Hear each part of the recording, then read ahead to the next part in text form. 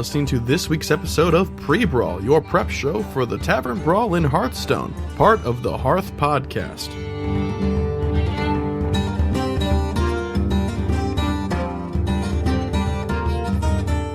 Hello and welcome to the very first Pre-Brawl episode for the week of starting 6/17 for the Tavern Brawl in Hearthstone. My name is Christopher Puner, and I'm joined by Mr. Aidan Rockarts. Hey, that's me. Yo, what's going on? Oh, just playing some Brawl. Some Tavern Brawl. Yeah, this is the first ever Tavern Brawl, and if you listen to the first episode of the Hearth, we talked about a little bit about what this is. It just came with patch 6.2, which came live on Hearthstone, I want to say. Was it 2 days ago now? Probably 2. I mean, it was live 2 days ago, but this is the first time you can play it on the Wednesday. Yeah, the Brawl. Yeah, there was other stuff in the patch, but this being kind of the headliner sort of thing, as it were. So if you didn't catch the episode where we talked about it a little bit, or if you haven't read any of the patch notes, Tavern Brawl is an alternate game mode to play in Arena. It's the fourth button on the main menu. You might have seen it there, just kind of like, empty up until now. It'll be live now, I believe, for the next 4 or 5 days. They weren't very specific. And it's going to be a different event every single week. So these pre-brawl episodes the plan is to do them every first day of the event, which looks like Wednesdays. There'll be 1 or 2 of us. It'll change every single time. But we're going to get in there and play a couple of games, give you guys our impressions and like what's going on, and then hopefully give you guys some advice. Maybe give you a couple of ideas if you're not sure what to do, just so you kind of go in prepared and know what to do, or at least have an inkling of what you want to do. So that being said, this week was kind of an exciting one. Frost, what is the event? Okay, this week we have the Ragnaros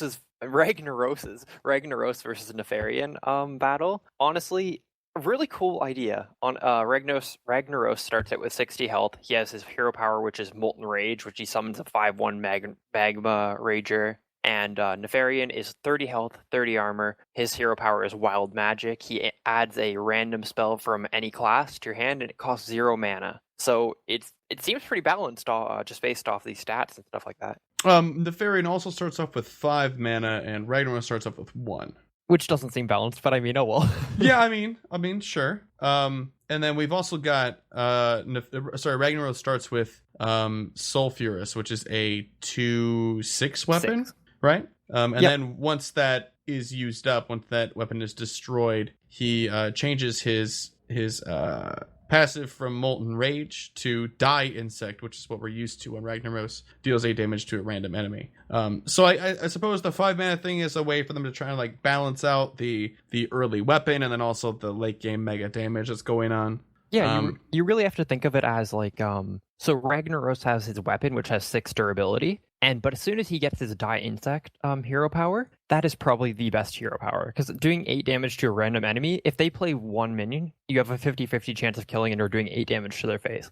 So It kind of gives Nefarian the first 5 turns where he has advantage, like a huge advantage, but after Rag breaks his axe at turn 6, then Rag has a huge advantage. Right. So, that being said, Aidan's played a few more games than I have. By a few, I mean like 3 times as many. I've played 3, and then we played 1 against each other, which is a lot of fun. Okay, we're gonna say a couple of things. We might be biased towards one or the other, but let it be known that it's fun, and this isn't supposed to really be overly like tuned balance, because these modes are gonna be changing every single week. Well, think of it this way: like they haven't added any like huge rewards for getting a ton of wins in it. They just like you get your 1 win, you get your pack.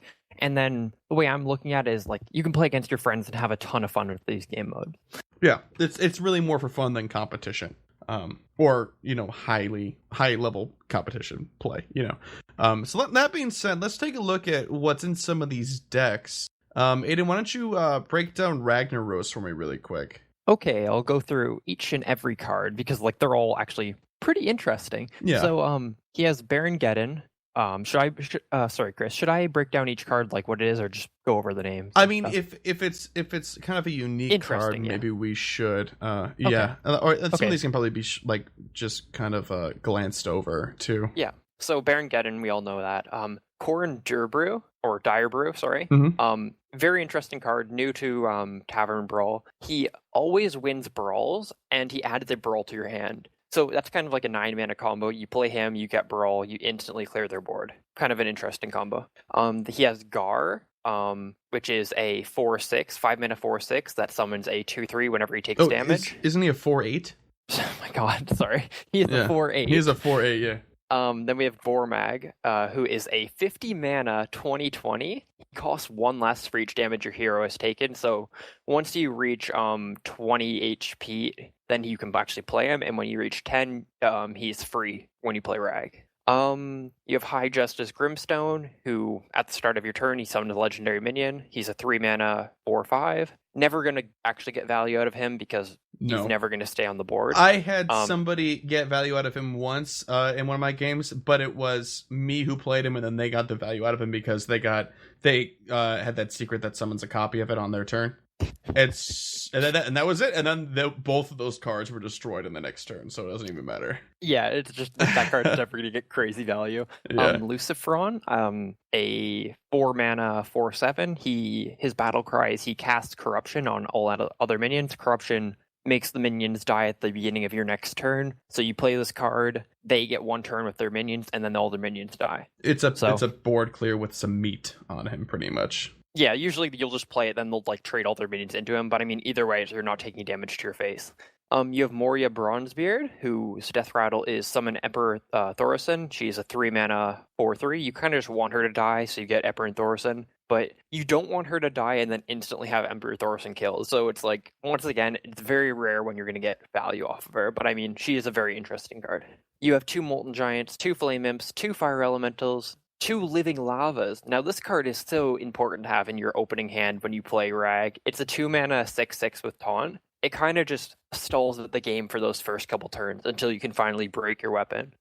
And I think because we're looking at these deck lists that are up on Hearthstone right now, but I think some of these values from these cards on the bottom, like the number of them in your deck, actually changes per game a little bit. Because I've seen a couple of games where I'm pulling out 3 Living Lavas, and then I only had 2 Son of the Flame. I mean, I think they change a little bit. I'm not sure. Well, I'm sure like that will come out in like a day or 2 after people play enough games. We'll figure that out completely. But these cards we're talking about are definitely in there.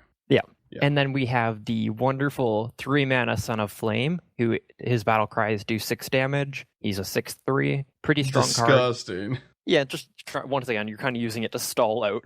Like, just try to clear as many of their minions as you can. You have 2 Whirling Ashes, who are 2-mana 4/5s with Wind Fury. Not that great of a card, honestly. I usually would rather use my hero power as Rag to get a 5/1 in those early turns, because you can actually trade with more things. Yeah. Then we're on to his spells. You have 2 Lava Bursts, the Shaman card, 2 Flame Strikes, 2 Corehound Puppies. Corehound Puppies are a 3-mana spell that summon 2 2/4 Corehound pups. So you have 2 Corehounds, and if one of them dies, their passive is that they revive all Corehounds that died the turn. So as long as you're only trading 1 in each turn, they will always revive each other. So it's which I didn't understand. I thought that they would just come back regardless. I was just so used to like Kel'Thuzad tactics. I traded them both, like no idea, just to get damage. And then eventually, I'm like, where did they go? Come back. And then we have 2 Flame Hearts, which are 3-mana spells that draw 2 cards and gain you 4 armor. Really good cards, give you a lot of card draw. And then we have 2 Living Bombs, which are once again a 3-mana spell. You choose an enemy minion, and if it lives to your next turn, it does 5 damage to all enemies, including their like character, like their hero. That's wonderful. So that wraps up the Ragnaros deck. We're going to move on to the Nefarian deck. He's got an equally interesting sounding. He's actually got a couple more legendaries, but he doesn't have as much like stalling tactic spells. Nefarian's deck is more based around filling your board and trying to just like go for face a lot. He's got 1 Arcanotron. It's a 0-mana 2/2, and both players now have spell damage +2. He's great. And also, just a reminder, you do start with 5 mana, so you can do a pretty dirty combo turn 1 if you manage to draw it. You have 1 Atramedes. It's a 2/8 for 4 mana. Opponent plays a card, gain +2 attack. A Chromagus, everybody knows that, holy crap. An Electron, 3 mana, 5/5, all spells cost 3 less. I think Electron benefits Ragnaros more than it benefits Nefarian, because like when you play on both heroes boost by 3, so it actually allows Rag to play stuff like Flame Strikes or Lava Bursts for free, which honestly, I try to hold on to Electron unless I have something like Shadow Flame, because if you can Shadow Flame Electron, then it's a 4-mana combo just to clear their board. Speaking of cards like Electron, you do have a Veilastraz in this deck as well, but he's a 6 mana 7/7, but that he makes it so that cards cost 3 less, but it's only directed at you. So you could potentially on your board, if the planets align and he lets you do it and doesn't give you 8 damage and clear your fucking big drops. You could have a 6 mana reduce costs on all of your cards, which that won't last very long unless that Ragnaros is AFK. So then after the Electron, we've got a Magmatron, a 5 mana 7/7. Whenever a player plays a card, Magmatron deals 2 damage to them. That's to them. That's to their face and not the card that they played, by the way. I know that might be a little confusing for some people. We've got an Onyxia. You should be familiar with that. Maybe not as a card in a deck, but with who that is. 9 mana, 8/8 Battlecry, fills your side with 1/1 Whelps. Razor Gore, 6 mana, 4/12. At the start of your turn, give your minions +3 attack. You might want to remove that as soon as possible. A Rend Blackhand, Battlecry, if you're holding a dragon, destroy a legendary minion, 7 mana, 8/4. Actually, that is a very good card. Like if you look at the Rag deck, like they have 1, 2, 3, 4, 5, 6, 7 legendaries. You definitely want to keep Rend Blackhand because you're going to always have a dragon in your hand pretty well, because like this deck is pretty well all dragons. Yes. So Rend Blackhand's actually surprisingly good, because in constructed play, like regular play, he's not very good because they never play legendaries and you never will have a dragon in your hand. So unless you're playing a dragon deck, but there's only like 1 or 2 that are actually viable in meta right now, right? Like Dragon Paladin, and like that's about it. Toxitron, a 1 mana 3/3. At the start of your turn, deal 1 damage to all of the minions. That's nice, but it seems like it should be a thing that would be in the Rag deck to help you clear some Whelps, but I guess that could really go against you, because it's all other minions, it's not all other enemy minions. If you've got a Toxitron and you fill your side with Whelps, you've kind of screwed yourself. I'm surprised that there's no combination card. Like for example, we have a Magmatron, an Electron, and a Toxitron. Yeah. And why wouldn't they all combine into something if you had them all in the field? That would be really cool. I'm surprised there's no mechanic like that. That would be pretty neat. There is, like I said, a Veilastraz as well. Two Dragon Consorts, which you should recognize from Constructed. Maybe not, because nobody plays dragons. 5 mana, 5/5. The next dragon you play costs 2 mana less. You've got Blackwing Corruptors in there, Blackwing Tacticians, obviously things that benefit from having dragons in your hands. Chromatic Drakes, 4 mana 7/7. That's a dirty card. 5 mana 4/6. Battlecry, summon 2 Whelps. Dracanoid Slayers, 6 mana 6/6. Also damages the minions next to whomever he attacks. He's got splash damage, folks. It's pretty sweet. Got Bite in there too. Give you hero +4 attack and this turn, and 4 armor as well. 2 Shadow Flames, and then 2 Open the Gates. Whelps for days. Whelps for days. So let's talk a little bit about strategy, because you are playing against another human being, not a computer, that's playing whatever you didn't get, and it's random. So you could be playing as Nefarian, or you could be playing as Ragnaros. So, Aidan, why don't you step me through what you would try to go for, let's say, if you were playing Nefarian against Ragnaros? If I was playing Nefarian, okay, so you started with 5 mana in the game. So I've played a lot of Nefarian. It's obviously the most fun one to play, in my opinion. So if you start it with, let's just say you start it with coin this turn, okay? Like, so you have 6 usable. Yeah, 6 usable mana with coin, right? I like to mulligan for 4 drops, because I want to use my hero power Wild Magic every single turn. So I want to use hero power, coin, my 4 drop to use the maximum mana, because the more mana you use on turn, you're playing on curve, you're getting more value out of your cards. But like every single turn, you want to be hitting Wild Magic, because like there is chances that you will get cards that will win you the game. Like if you get Pyroblast, if you get any sort of immediate damage, like that's crazy. You can just burst drag near the end of the game. But yeah, so you want to play big drops. You're constantly just putting pressure on the board, kind of filling up the board. there is some crazy combos you can get. You can play Veilstraza. I can't pronounce its name. The 6/7/7. Yeah.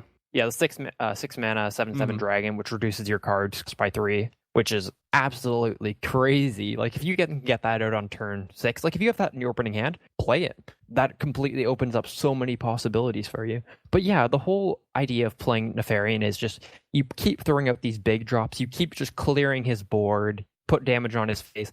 You want to get the game as close to being ended by turn 6 as you can. Because when Rag gets to turn 6, you're in a lot of trouble because his hero power hurts.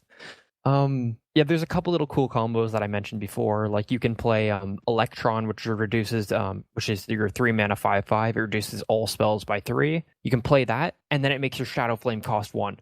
So you can do a 4 mana combo, which does 5 damage to their entire board. So like, there's some really cool combos you can do with this deck, even though it's like seems really basic. Right. But there's a lot of dragon synergy, but overall it's just a very strong deck. The main focus on my play is keep on slamming that 2 mana wild magic hero power it's and nuts. get some crazy 0 mana spells. Okay, so let's flip the role, and then Frost, feel free to stop me if what I'm saying is completely out of its league. Probably will be. I'm going to try to explain if you are Ragnaros against a Nefarian. From the little bit that I gathered and from the conversation that we had before we started recording this. But when you're playing Ragnaros, basically what you want to do is you want to use that free weapon that you got. It's more of a buffer to make sure you don't get your ridiculous hero power right away than anything else, because 2 mana with these two damage on your weapon with these 2 decks really isn't a whole lot, and you're probably doing more damage to yourself than anything else just trying to get rid of this weapon, and also attempting to clear just a little bit, the one of the things with this deck is that you've got a lot of these drops, like Living Lava has taunts, and pretty much you're just putting up walls and trying to hide some effects. Like if you can get some value out of Whirling Ash, the 2 mana Wind Fury 4/5, throw that between 2 Living Lavas and then watch him still get killed due to spell effects or whatever. But if you can get some value out of him, that's not bad. That's not bad at all. But really, you're just trying to clear with like Son of the Flame, Lava Burst. Don't get too crazy with that sort of stuff, because Overload can screw you if you're still trying to play like a Legendary and then something with Overload as well. Flame Strike, you pretty much want to save those for when Nefarian will fill the board with like whelps in the multitude of ways that he can do so. Be smart about your Core Hound puppies when you get them. They're really just more for clearing low drops, like you want to trade them with whelps, but also keep them on the board for whatever reason. Your Flame Heart's really just to give you again some more armor, get some card draw, give yourself some more opportunities to get some big drops in there and put up more walls, and really just stall until your weapon turns into Die Insect, and then just spam the shit out of that and hope it lands on the right target. Most of the time it will, and if not, you get some pretty wicked clear out of it. Golmag is cool. I drew that my first game I played Rag. I drew that I think turn 3, and I just let it sit in my hand, and then I got him onto the board, but then I died the next turn after that. By the time Golmag can be dropped, chances are he's the 50 mana 2020. By the time he can be dropped, usually the game is decided at that point in time, in my opinion. I literally had an empty hand except for him. I'm like, well, I guess I might as well. And he did nothing for me. So I'm not a big fan of that card right now. At least I haven't seen really good use for him. And then, yeah, really... Oh, what's up? So one little thing I'd like to mention is the Mulligan for Rag. Mulligan, so there's a couple good cards that you kind of need to survive Nefarian's early game. You want a Mulligan for cards like Living Lava, Son of the Flame, because those cards can clear the enemy's high drops. But also, the main thing you want a Mulligan for is the Molten Giant and Golmag. Because if you can play those right as soon as you reach the HP barrier, like if you can play Molten Giant right on the 40 health barrier, then you have an 8/8 for free, which is crazy. So you really want to get out your Molten Giants and your Golmag as soon as you can, because if you get out Golmag when you're at 4 HP for free, then you're going to lose the game either way. You're never going to hit them really for 20. Nothing you can do. Yeah. But once again, if you do hit them with Golmag, say if you play it right on turn 10, right on when you're at 10 HP for free, and you play a couple taunts with it, you're going to hit them for 20, and that's 1/3 of their health, which is crazy. The collective health, yeah. And then the only other thing worth mentioning besides the things that are pretty self-explanatory, Core and Dire Brew, it's really tempting to play him and then clear a lot of like big drops, but I would hold on to him until you can do a full mana combo board clear with like a lot of little ones, because chances are eventually Nefarian is going to fill his board. Don't waste it on 3/7 drops, because you should be able to handle that with some other removal of some sort, or walls, or trading. I would wait for a full board clear or something close to it. I agree. And yeah, that's about it for these two decks. Sorry. I was going to say one more thing. Who do you think is the stronger deck, just based on your own opinion? Just give us a little summary. Nefarian, I would probably say. If only because of the RNG that you can get from Wild Magic. Yeah, I have to agree. I think not only is Nefarian a stronger card because you can play more face, which a lot of people know how to play. Rag is more like a control warrior deck, which you can't even really play until turn 6, in my opinion, to its full potential. But Wild Magic just makes Nefarian so much fun to play. Yes, I mean, they're both fun to play. I really enjoy, hitting 2 mana and then 8 damage just flies out and hits something. It feels good. It feels fun, but in no way would I consider them balanced. And I suppose when you're dealing with higher level, like damage cards and these like crazy effects that you want to play with but you normally can't, balance is much more difficult to kind of grasp at, and this isn't the arena for that to be an issue. No, I'll play a ton of games with friends. Like just spamming like Tavern Brawl with friends seems like the most fun thing to do. Absolutely, I would agree. So yeah, anything else? I think that's about it. Okay, so get out there and get some of those games in while you can. The first win against a non-friend, so against a random, wins you a pack, and we're not sure if the language that they said in the patch note, they said the first few games. I wasn't sure we weren't really sure if that meant just this first time that this is a Tavern Brawl you're getting a free pack, or if they're going to have more rewards, and if they're going to change or not in the future. So we'll see as we go along. We'll know next week for sure, at least for the second event. Cool. So send your emails to thehearthshow@gmail.com, and we'll read answers to any questions, and we'll respond to comments for the next show. Follow us on Twitter at @HearthPodcast. Like us on Facebook at /The Hearth Show, obviously after Facebook.com. Visit our website at warfinch.com, and then check out our Patreon at patreon.com/The Hearth. We're going to have some sample stuff up of these sort of rewards and milestones of things that you guys can get out of that for helping support the show. Other than that, I think. I keep forgetting because it's so new in our repertoire of shows. But you can leave us a voicemail that we will play on the show and also respond to. It basically treat it like email. Comments or questions can go there too. The Google Voice number is 681-443-2784. And that'll do it. We'll see you guys on the next episode of The Hearth. See ya. Bye.